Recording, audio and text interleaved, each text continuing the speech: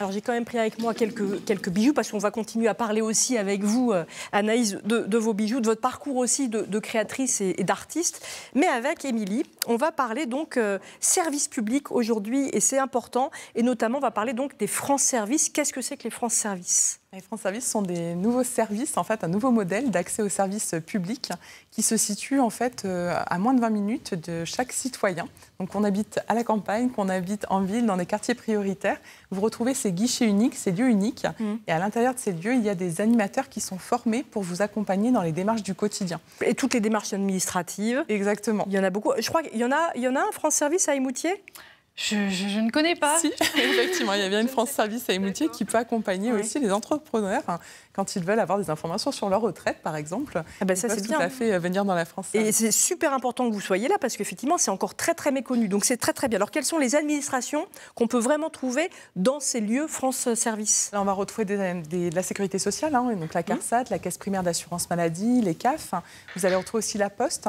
Les impôts également sont présents dans ces lieux. Et puis, vous allez avoir aussi la mutualité sociale agricole, puisqu'on se veut aussi être sur des territoires ruraux. Donc, la MSA est un organisme aussi important qui est présent dans les France Services. Et également Pôle emploi.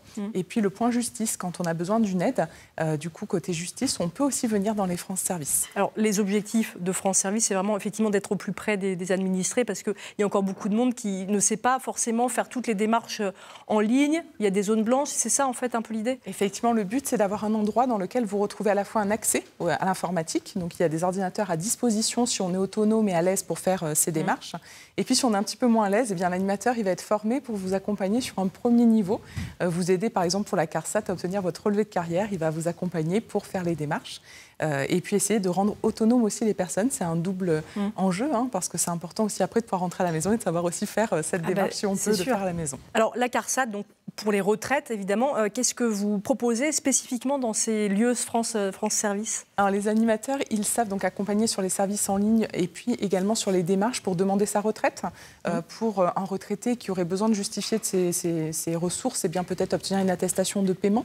Ça, c'est des documents administratifs dont on a besoin et de plus en plus, ils sont en ligne en fait. Créer tout simplement son espace personnel pour pouvoir accéder aux informations sur sa situation. Donc l'animateur va être formé. Et puis si toutefois la question est un petit peu plus compliquée, qui va nécessiter un niveau d'expertise, l'animateur il n'est pas conseiller retraite, mais par contre il a un lien particulier avec nous. Et il va nous contacter pour qu'on puisse en fait faire un rendez-vous, par exemple en visioconférence depuis la France Service. Et là, il y aura un vrai conseiller retraite de la CARSAT qui échangera avec l'assuré depuis la France Service.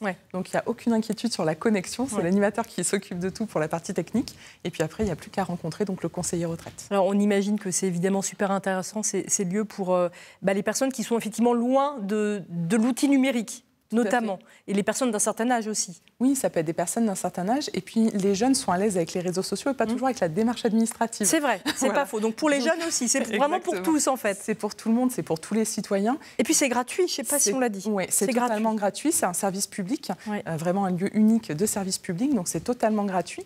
En France, il y a environ 2600 guichets, donc on a vraiment tous un près de chez nous. Alors comment on le trouve justement, celui qui est le plus près de chez nous ? Alors celui qui est le plus près de chez nous, il y a une carte qui est créée, donc qui...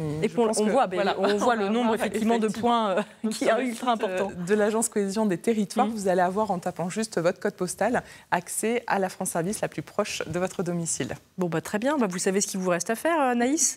Oui. Vous savez qu'à Émoutier, vous êtes peut-être à l'aise vous quand même après votre formation, d'autant plus en tant qu'entrepreneuse avec tout ce qui est administratif, parce que quand on est effectivement seul entrepreneur, seul en plus dans la création comme vous, c'est pas toujours simple, j'ai l'impression. Oui, on a besoin de savoir un peu toutes les possibilités qui s'offrent à nous et c'est pas évident d'avoir accès à tout ça et de savoir les avantages, les inconvénients de chaque option. Alors vous,